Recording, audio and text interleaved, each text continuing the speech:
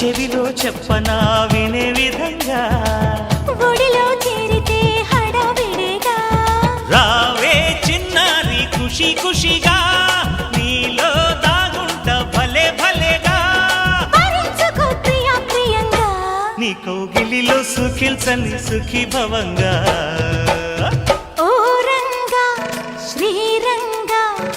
ఏరువాక సాగని ఏకంగా హత్సంగా వెత్సంగా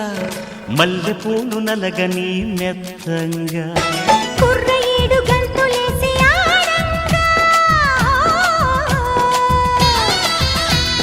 కొంటె పెదవి ముద్దు పాట పాడంగా పన్నెగాడు వెన్ను తట్టగా ఆ హుషారులో ఒళ్ళు తుళ్ళి ఊయలుగగా